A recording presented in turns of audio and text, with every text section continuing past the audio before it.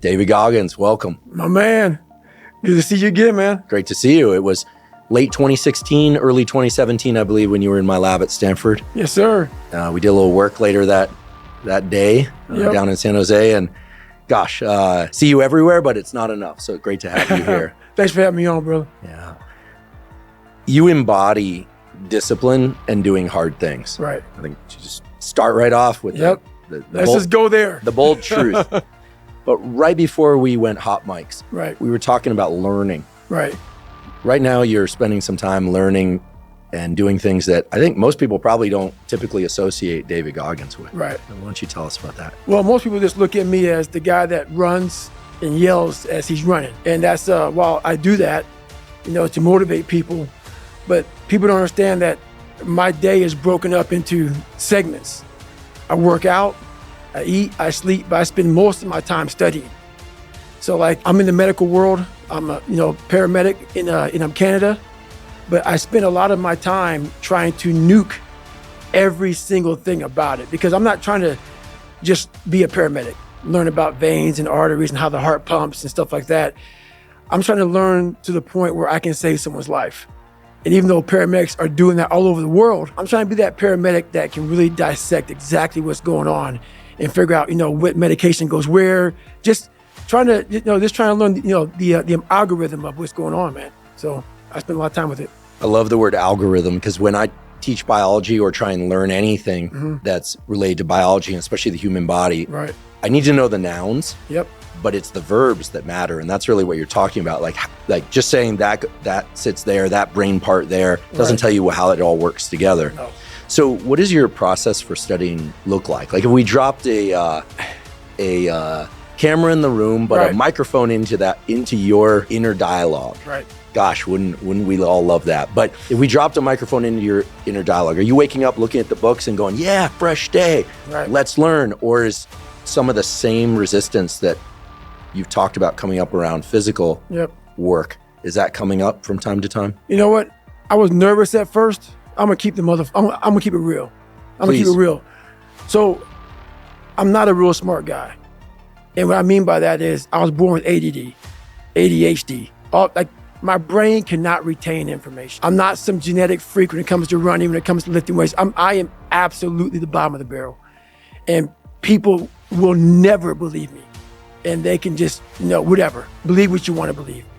So when you ask me this question about what does studying look like for me, I have to go over the same page over and over and over and over again. While Jennifer can look at that page while she's, quizzing me, she'll learn it right then as she doesn't know anything about it. She will quiz herself or quiz me and learn it as she's quizzing. It's the most frustrating thing in the world how my brain works. So what I do is I literally sit there with a pen and paper, and I have my books, and I go through and have to write everything down every single day. I will study the same page until it's photographic memory from writing the same thing down. And then from there, I'll go back through and relearn again. So I'll learn the bulk of it, but then I'll go through and learn the small things within that. So if it's a medication, I'll learn what the medication does. I'll learn how to even say the medication. Because these medications aren't like albuterol. No, it's very big words. So I'll go through, learn how to say the name. Then I'll go through, learn what the dose is. Then I'll go through, and this is like every single day. So not like, oh, I got it. Let's just go through. No, nothing is I got it. Every single thing. So I can't wait to get in this conversation, because everything I do in life, it sucks. Everything I do in life, it sucks. That's why when I was 300 pounds and 24 years old, it wasn't like I had some big epiphany of, let's just go be a Navy SEAL and let's lose some weight. No, I knew my entire life was going to be a struggle, which is why I just ignored it. And I said, I'm not even trying to jump off into this shit and learn how to read, how to write, how to memorize, how to become something I am not. But through that process, something happened to me. And I realized this is why I feel sorry for no one. In this podcast, they're going to really not like me, because people are gonna think that I am maybe lying or maybe fibbing or exaggerating. No, I was the lowest form on earth, no talent, no ability to learn, and I literally know what it is to be rock bottom and to build that up. So that question about learning is a pain in my ass, and I don't have to do it.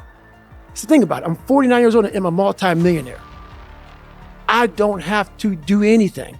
So all I thought about when I was growing up is, man, I can't wait to one day get to the point where I no longer have to do this stuff.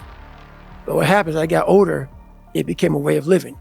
So how I do every day is how I do every day. It's a discipline, it's a regimen, it was a choice I made. And the choice I made was, what are you willing to sacrifice and what are you willing to give up to find every bit of who you are as a human being? And I was willing to give up everything to do that.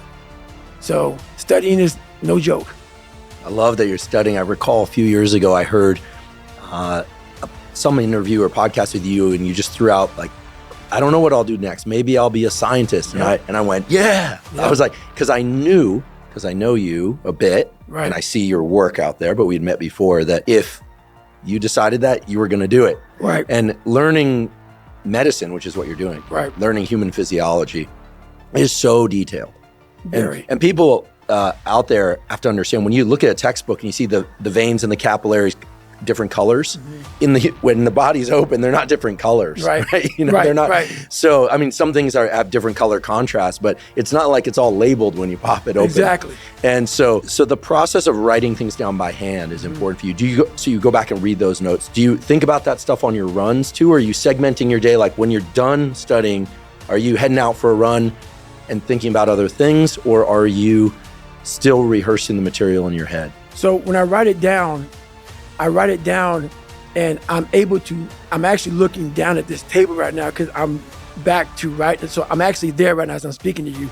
I write it down in a way that I'm memorizing page 69. So I'm writing it down, so then writing it down and that page sync together in my brain. So I'm looking at the book in my brain right now. So like, that's just how it works for me. And I have to do it over and over again. So that page is stuck in my mind. So I'm literally flipping through pages as I'm taking these tests, and I'm taking these national tests to become a paramedic or become a advanced EMT or whatever.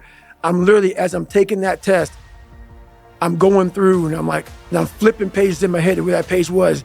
And how I do that is just from how I write it and how it's on the page.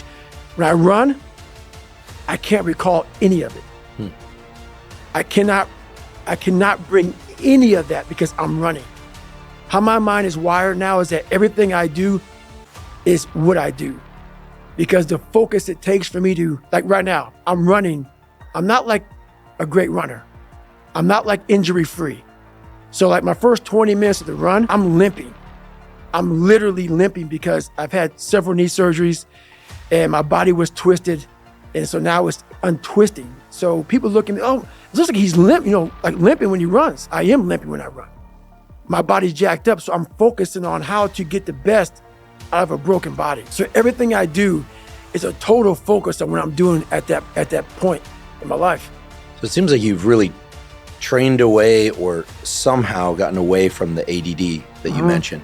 Because what you described is like a deep trench. It's like a V-shaped trench. I'm imagining like there's a ball bearing and it's like, and it can only go forward in that trench. Right. Or back and it goes forward. It's not like sliding around at the like concave at the bottom, right, like a tension. So it's like you've trained that up. Is there a similar feeling when you're in the full focus of running versus full focus of studying? Is it kind of feel like, oh yeah, that's the same groove, but different thing? Or is it just completely different world? It's a completely different world. Like it's just, both of them for me is suffering, but suffering a whole different way. Like when I was going through school, I'll never forget, I think I was in 3rd grade. And back then, ADD, ADHD wasn't like, here's this medicine, or here's this thing. They want to put you in a special school. So for me, I was so far behind in learning that their big thing was, let's just put him in a special school because he'll never learn.